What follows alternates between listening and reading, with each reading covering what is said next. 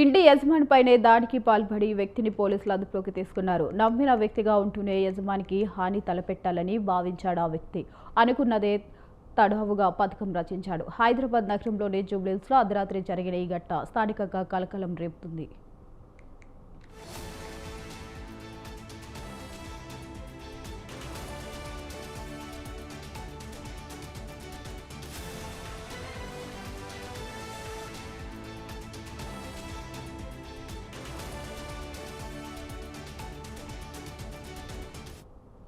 అజయ్ అగ్రవాల్ అనే వ్యక్తి జూబ్లీహిల్స్లో నివసిస్తున్నాడు. ఆ ఇంటికి రాధాచంద్ చాలా కాలంగా కాపలాదారుడిగా ఉన్నాడు.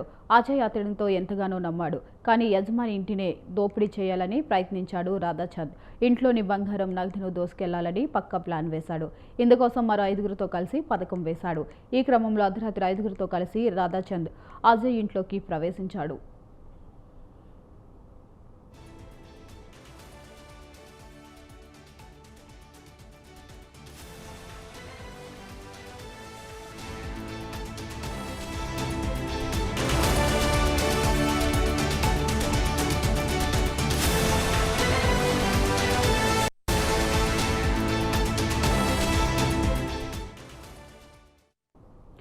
తమ వెంట తెచ్చుకున్న కత్తులతో ఇంటి యజమానిపై దాడికి యత్నించాడు. డ్రైవర్ను తాళ్లతో కట్టేసి కత్తులతో దాడి చేశాడు. అంతేకాకుండా అజయ్ కుటుంబ సభ్యులను కూడా నిందితులు భయపెట్టాడు.